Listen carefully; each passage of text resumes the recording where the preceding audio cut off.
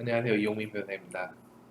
오늘은 감정에 대해서 말씀드려볼까 하는데요.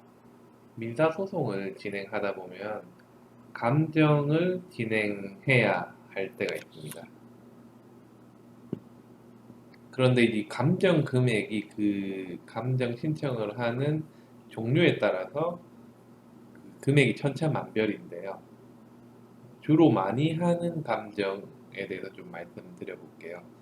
먼저 신체 감정이 있는데요. 신체 감정은 그 어떤 신체에 큰 상해를 입거나 장애를 입은 경우에 그 치료비가 얼마인지 그리고 노동능력 상실률이 얼마일지 등에 관해서 이제 감정을 하는 절차인데 이건 현 시점에서 기본적으로는 한 과목당 40만 원부터 시작을 합니다.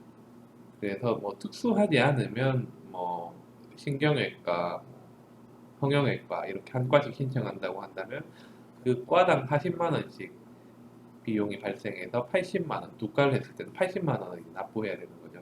근데 특수한 감정인 경우, 예를 들어서 어떤 정신과와 관련된 감정이라든지 좀 특수한 병원 감정은 그 금액이 훨씬 많을 수가 있습니다.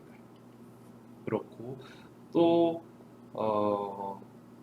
형태상 그 감정을 많이 하는 소송은 건설 부문인데요. 건설과 부동산 관련된 사건에서 감정이 많이 있습니다. 먼저 시가 감정이 있는데 특정한 어떤 부동산, 건물이나 토지에 있어서 그 어떤 시가가 얼마 정도인지, 월세가 어느 정도인지에 대한 감정을 하는 게 있는데 이런 감정은 적을 때는 수십만 원 정도의 감정료가 나오는 경우도 있고 수백만 원 정도의 감정료가 나올 때가 있습니다.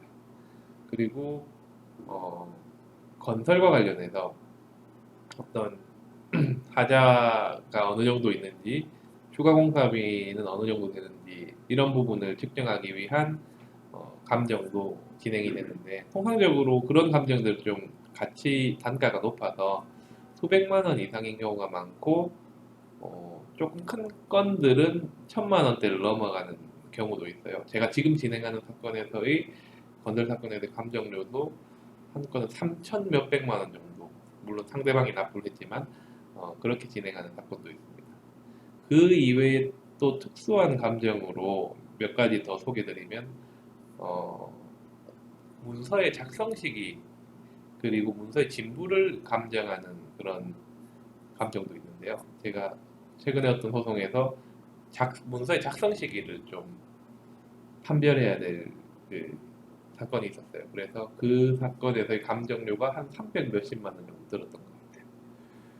그리고 마지막으로 어, 어떤 회계의 적정성에 관한 감정도 있는데 통상 이런 감정은 그 동업관계에서의 어떤 회계 자료들의 어떤 문제점이나 이런 것들을 파악하기 위해서 회계법인 등 아니면 회계사님을 통해서 감정을 하는 게 있는데 물론 이제 법원을 통해서 선정이 되죠. 그런 감정을 제가 한 적이 있었는데 그것도 꽤 자료가 많았는지 감정료가 3천만 원을 좀 넘었던 것 같아요. 그래서 이런 감정들은 그 감정의 종류와 난이도 그 분량에 따라서 그 금액이 천차만별이고 통상적으로는 신청하는 쪽에서 이제 먼저 부담을 하고 소송 결과에 따라서 그 금액을 부담하는 그 정도가 이제 정해지게 됩니다.